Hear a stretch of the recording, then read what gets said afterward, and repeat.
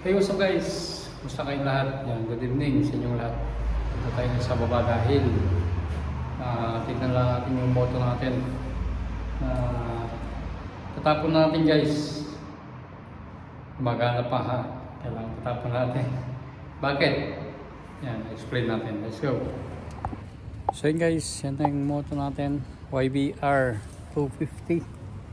Nakita na nyo sa vlog natin mga nauna to. Yan o. Gumagana pa to guys, kaya lang ipapatapon na natin, papajunk na natin. Mabilis ang term, junk shop. Hindi lang junk shop, ano to, i-smash, ika-crush. Yan kasi ano, tignan natin guys.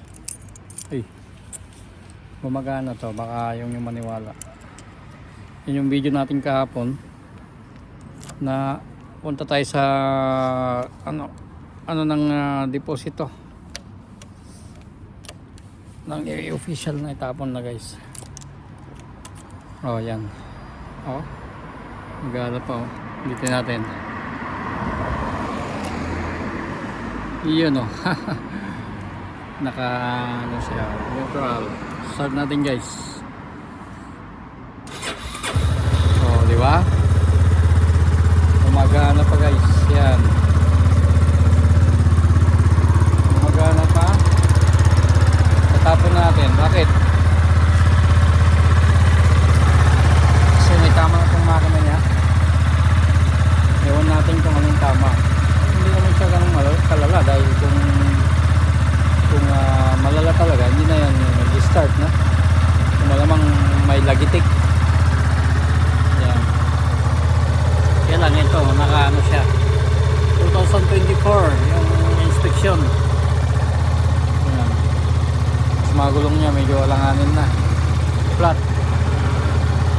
At least nabawi naman natin guys to dahil dito nag-ensayo si panganay na bago siya bumili ng kanyang Z650. Yan, oh, may ilaw pa oh. Yan guys,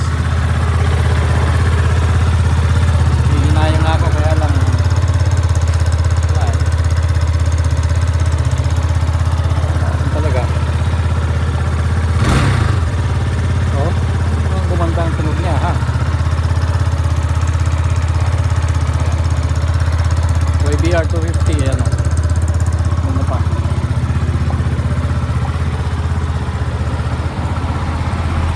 kaya hindi na siya wala na siyang ano, wala na siyang insurance.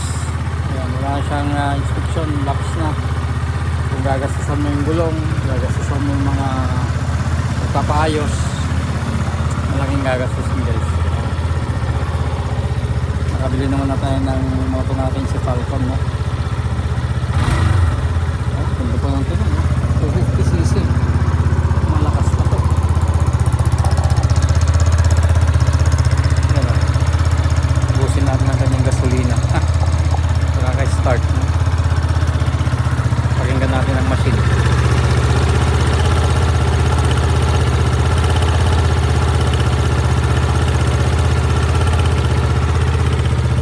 Mukhang may konting lagitik.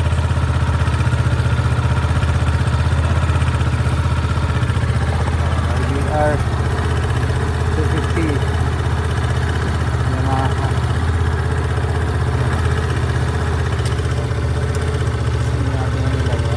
High beam, wala siyang low beam. High beam lang siya.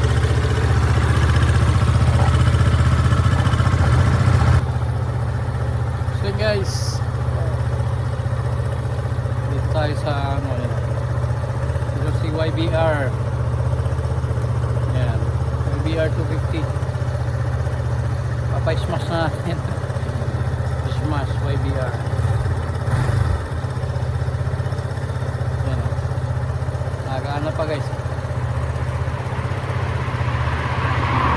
Diba, blaster, right side, left, stop, high beam, wala siyang low beam, pundido ang kanyang low beam. Yan, disc brake sa likod, hindi. Yan, 2000 2007 model yata to. Kaya edad na 2007 or 2008. Matanda na.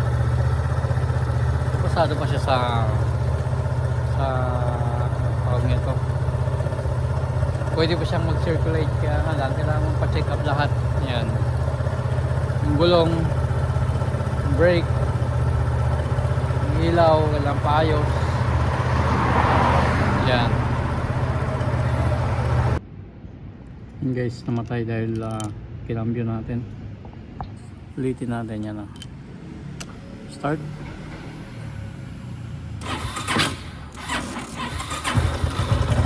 So, diba?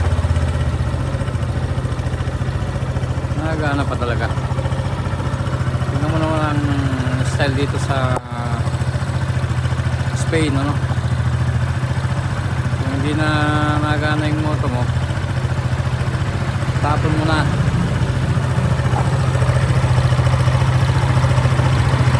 Sayang kung nandyan lang sa Pilipinas, ha. Lapit lang, oh. Nagalit pa to guys. Malakas to, 250cc. Yan. Malakas pa Honda to. Yun o, may lagitik. Yun. Pinalitan lang ng langis na mas malapot to ng ano niya ng konti yung ano machine. Yung kadena bago yung kadena niyan. Saka yung dito yung set sprocket saka kadena bago yan. Pinalitan yan bago ano. May stock. Yan o, naka disc brake guys. Sa likod hindi. Sayang. Kaya lang wala tayong magagawa. Kasi kung dito lang yan, gagastusan pa natin. Malaki ang ano, malaki nang gagastusin natin. Kaya bumili na tayo ng bago guys. Bumili na tayo ng bago. Ang brand new talaga. Ng ano, kasi second hand din natin nabili ito eh. Yan ang masama pag second hand. At least nasulit naman siya, no? Sulit kasi na kapag practice panganay dito, no? Bumaba na yung RPM niya kasi minute na siya. Init na ng konti. Yan, no? Painitin hanggang sa magsawa tayo, kaka-start. Ang tunog nyo, kung buo yung tunog nyo guys, yung makina nga lang ang ano eh. Oh, yun.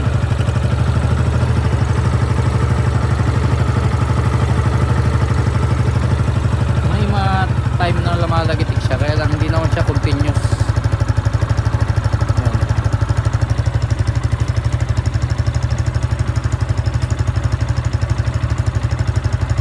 Huwag naman magtatapon ng moto. Oh, napakasakit naman. Kaya nang wala na, na natin yung mga papeles niyan eh. Kanina, ay kahapon. Yan, tignan natin pag bumaba yung RPM niyan. Oh, idle na siya, naka-idle na.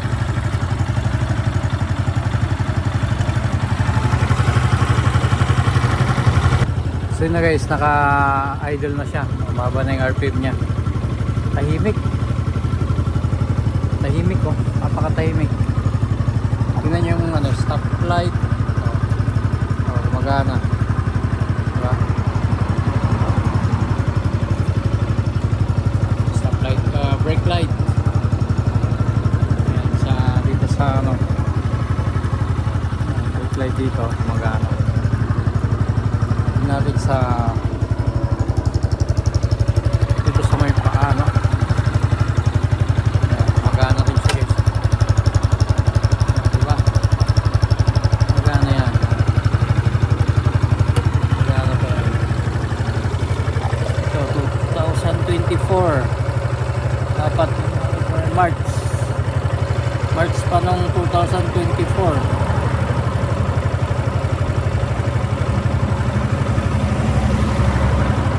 Dapat na pa-check na. Ba?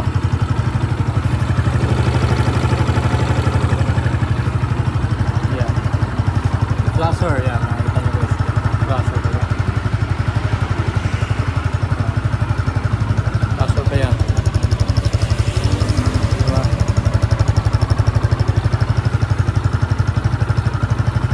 Right and left. O, diba? Nagana pa yan. Right, left. Oh, diba? RPM niya, yan, 1.5. Oh. 5.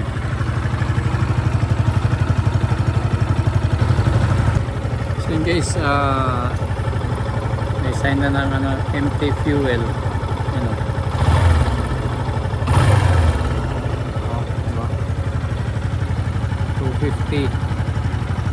Ito tinanggal ko pa na pala yung tinanggal ko na pala yung salamin dito. Mapakinabangan natin yung dalawa. Ayan, maganda kasi siya. Ayan.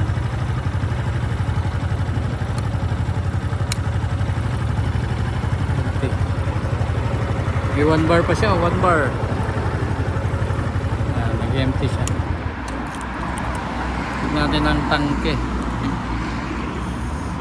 Ganda pa na ito dahil baka hindi plastic, lata kumbaga natin ng fuel nya. Yan guys, lights on natin nang makita nyo ng mas maayos. Mahuling sandali ni YBR. Yan kasi hindi na hindi na ako tatawagan kukunin na lang dito. Kukunin na lang ng munisipyo ang towing car.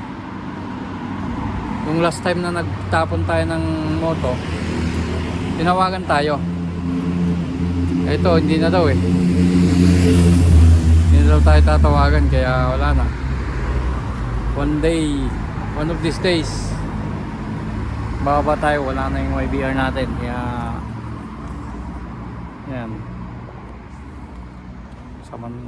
lubos-lubosin natin. Paalam na tayo kay YBR. At least nagamit naman natin siya kahit paano, pakinabangan din, no?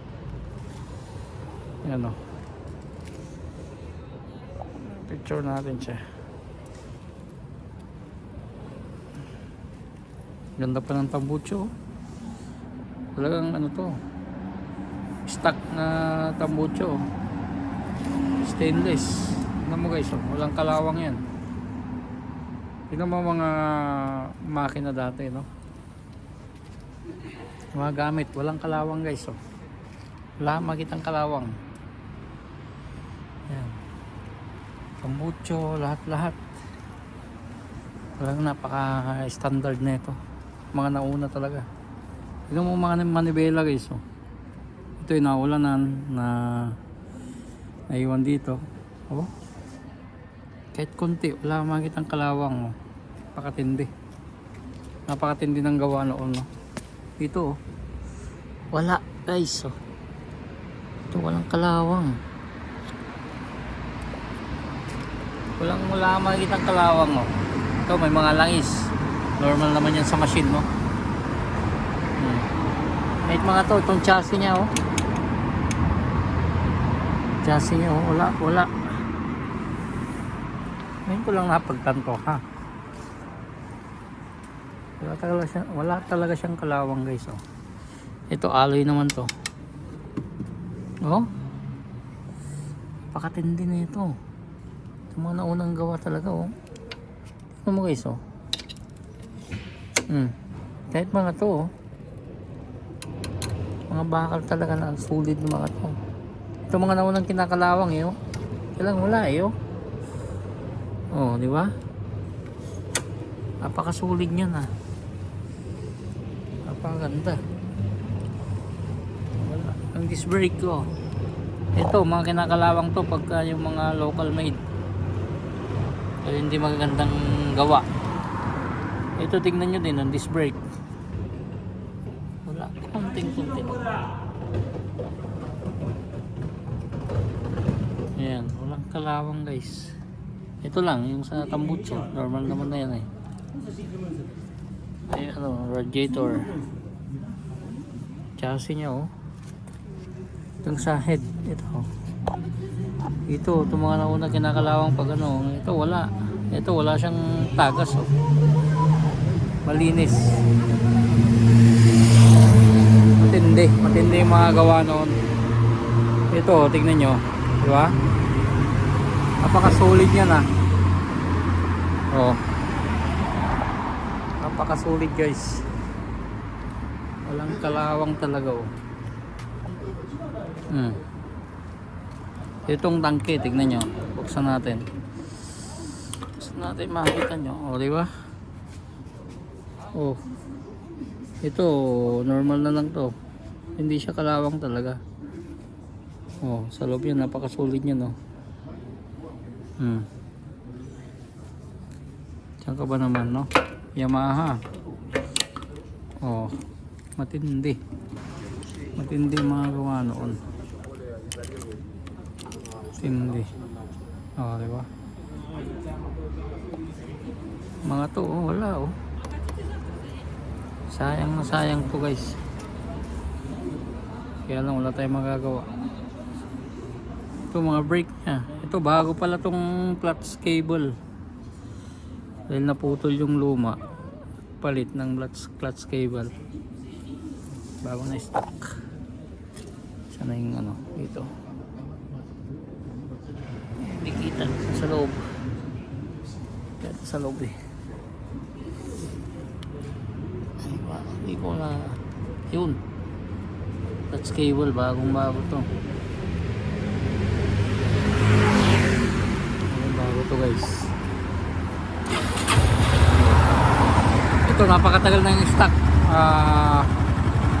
1 year na stock no. Hindi pa tayo nag change ng battery, hindi siya nag lowbat ha? 1 year na stock, hindi na siya nag lowbat. Tingnan nyo dito guys, oh, walang kalawang oh. Oh, diba? Pakatindi na ito.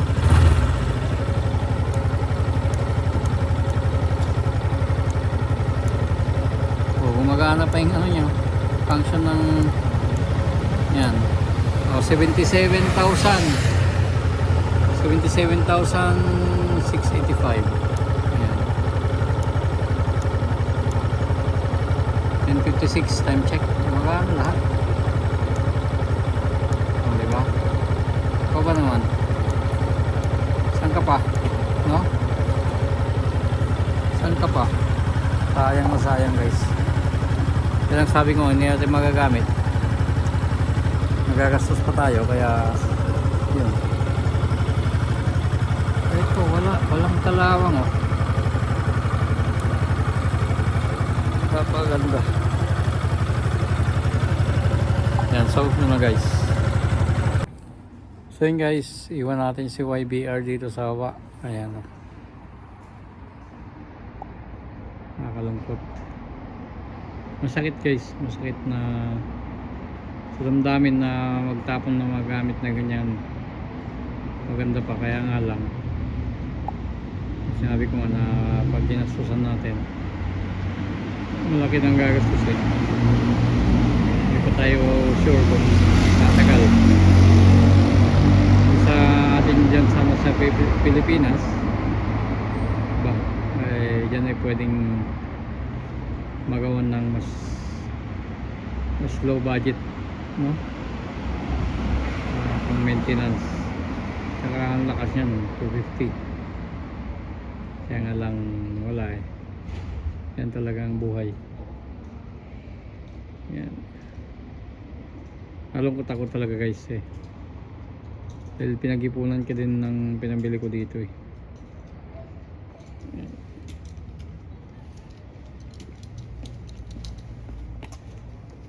Nag-ipunan din natin ang binili natin yan. Na makamoto lang si Paul no, si panganay natin. Yan, tapos nung nagpa-value na yan, Tapos may work naman na siya. Ayan, bumili na siya ng kanyang moto. Yung Kawasaki nga na 650. Ayan.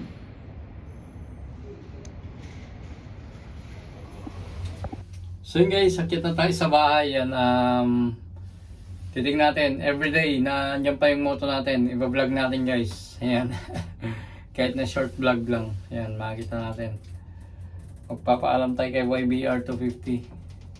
Mga huling sandali niya. Bago siya i-crash. Ka-crash siya na. Yeah, so thanks for watching guys. See you next vlog ng YBR.